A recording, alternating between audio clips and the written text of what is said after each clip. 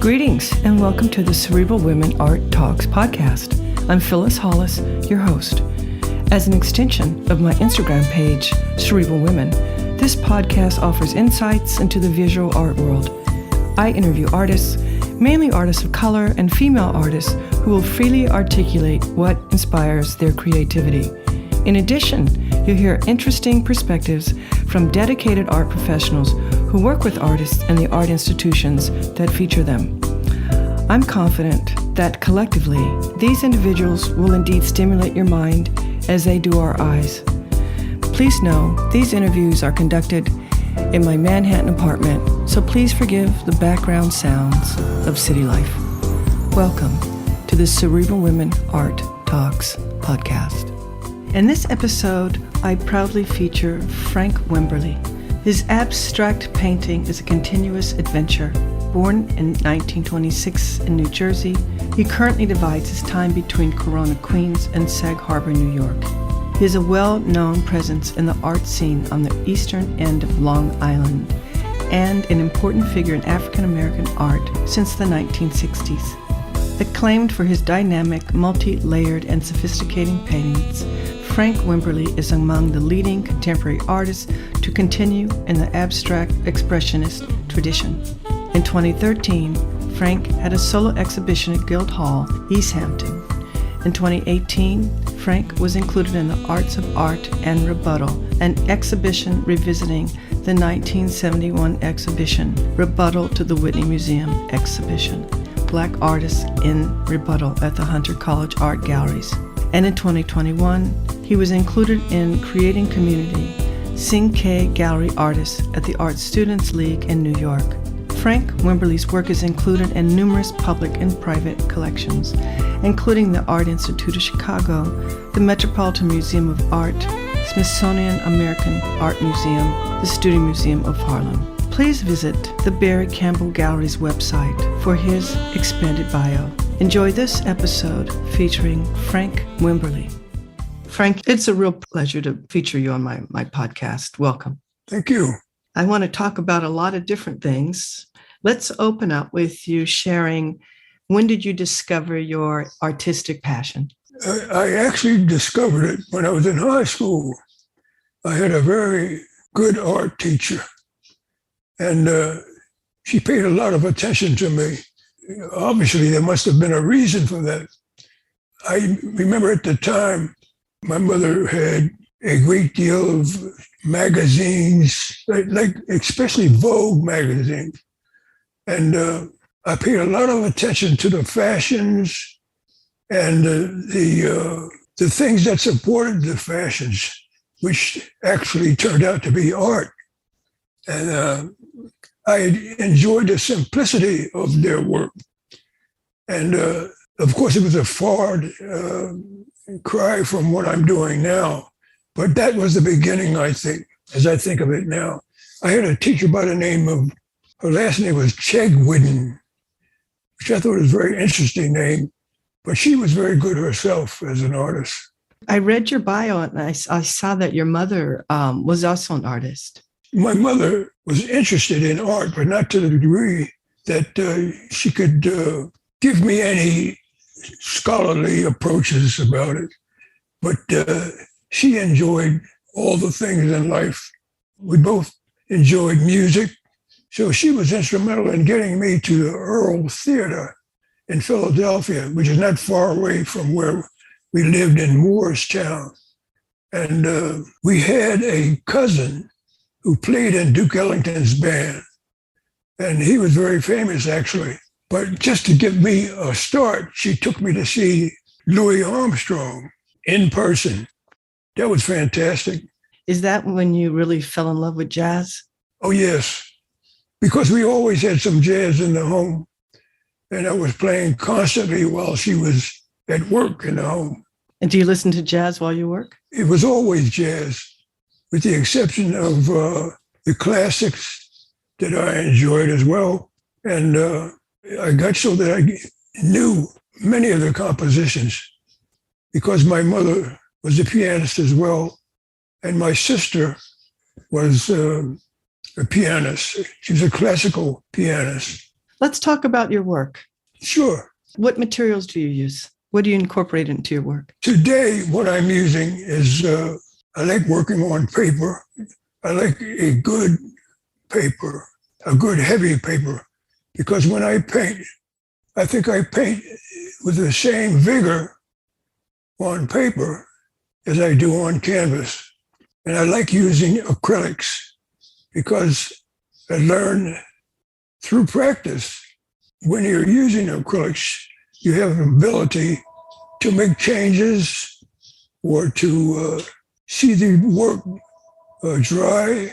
I need time between, say, the acrylics can dry and change overnight, and I welcome the change.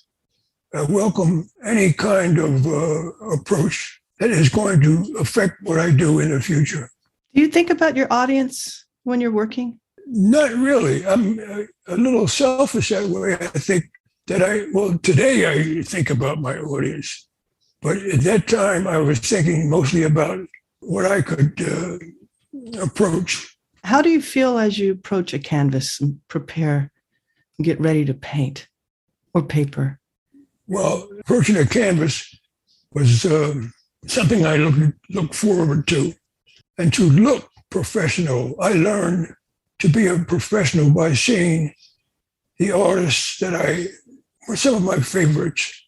And it just so happened that they were abstract painters. And I liked getting some of the effects that they got. So I also learned to use various materials so that whatever I put on canvas or on paper would be of my own making. And that gave me my own personality to proceed. So what are you currently working on now? I am not working on paintings per se. I'm working on some collages. The last show that I had at Barry Campbell was called Collage. And I produced some work for that show, as well as I had some work that had already been produced some time ago. And they got such raves from my dealers that I knew then what I would have to do. I can remember working on one canvas that was quite different for me. But that came from what has become my ability to work and think about what I'm going to do. And I usually go back to what I've done in the past to make some approaches. And that has been my best friend, my work that I've done in the past. What does your workspace look like? I am very happy that you're not here to see this workplace, because there are many times when in making these approaches, you are making mistakes, but you have to have a freedom in order to do this work. I've done most of my work here in my studio, which is in the basement of this house. And there was a certain excitement of creating a painting and then getting up in the morning to see exactly what I have done and how the paints have reacted. That was my friend, the acrylics. I tried working with oils at one time, but I didn't prefer them because I had no idea what the outcome would be if I worked in oils, because oils take sometimes a long time to dry. I love working in the summertime so that the natural feel of the work drying under the sun, or sometimes in my backyard I work, and there's a response that I get from acrylics that I don't get from oils. Was there a point where you incorporated found objects into your work? Oh, absolutely.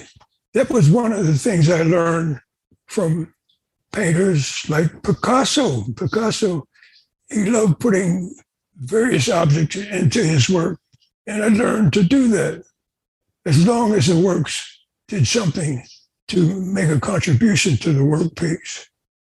I remember one of my other favorites was Tapies. He had a great deal of respect, as Picasso did, for found objects. I remember also using sand. And that was a derivative of being close. I think Picasso did that also, or at least I got the feeling that he did. So I didn't bar anything as long as it made a contribution to the work. The sand, was that Sag Harbor sand? Unfortunately,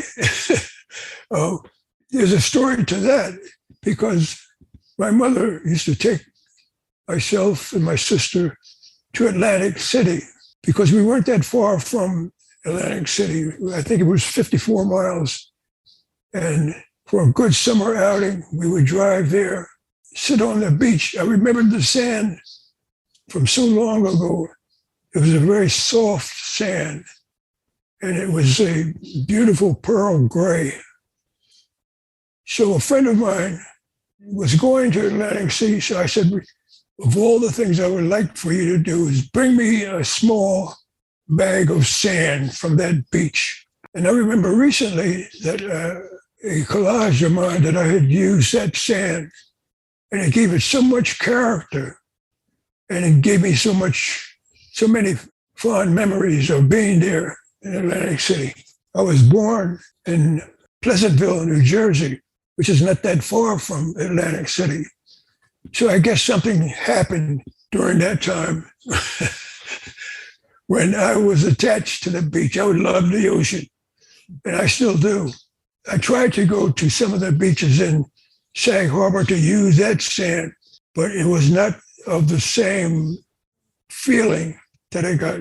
The feelings were memories as well as the texture of the sand. It's wonderful that you incorporate the memories into your work. Oh, yes. When you were socially in the jazz community, did any of those friends collect your work? It seemed to me that the musicians that I cared for so much, when they made recordings, they would do the recordings in such a manner that their notoriety came from the kind of music they played, as well as I would say the instruments that they played. And they also made what they were, in art, you call them editions. But in the case of these musicians, they were called jazz records. And they were reproduced and produced, and that's the way they became famous. I'm not looking for fame as much as I am that same attitude about my work. And I found that to be very helpful, in that the works that I've done in the past have their own validity, and have given me a chance to see what else I can do with that. You have an opening soon, right? At the Duck Creek Art Center? Yes, I have been to that gallery, and I love the look of it. The work that I was doing in the past, I felt would go very well in that gallery. So I was very happy to be invited by Christine, my dealer, and the dealer of that gallery, because they have, since the time that I was there, I understand that they have remodeled or made changes, and then they made choices of what would be good for them to use in a show that I have not even prepared for. But I think that's a good thing, because it means that they do care for the work and made their preliminary choices. And then when I asked about any of other works that they would like to have, they had gone ahead and made choices. So I'm looking forward to this show as much as they are, very much so. That's fantastic. What do you feel is the purpose of art? Art is an expression for those who produce it. There are people who can connect with that and connect with the things that are going on in the world today and the things that have gone on in the past. And that, I think, is the true purpose of the art. People then can connect with what it is you do, as well as connect with the things that are going on in the world, whether they are fortunate or unfortunate. We are all hoping for something that is fortunate. And I'd like that to go on. So that becomes my purpose. When people view your art, do you wonder if they understand your purpose? I do wonder, but that doesn't interfere with anything. I think for the most part, I've seen so many favorable reactions. And this is from showing the works in various places. And people have become affected, that is, by what it is I do. And I appreciate that. It encourages me. This has been a great conversation. I appreciate your time. And this is our final question. What do you feel is your role as an artist? Well, just as I said before, my role is to form a connection between what it is I do and the things that are going on in the world today. And the things that are going on in the world today need a connection with art. Whether it is beauty, hopefully it is beauty. That is, it's not favored by politics at all. That the work is well done and has a sense of introducing something new to people who become interested in it. So it does have a very firm purpose, and that purpose transcends to me. And hopefully, I would like to introduce something new in my work that is favorable and recognizable in some senses, and that the world at large can see a connection and see that there is a necessity for this work. It has become that for me, a necessity. I'm sure it's very rewarding. Thank you so much for your time. It's been a great conversation. Thank you very much. Thank you for listening to Cerebral Women Art Talks podcast. For additional content, please visit cerebralwomen.com and be sure to follow Cerebral Women on Instagram.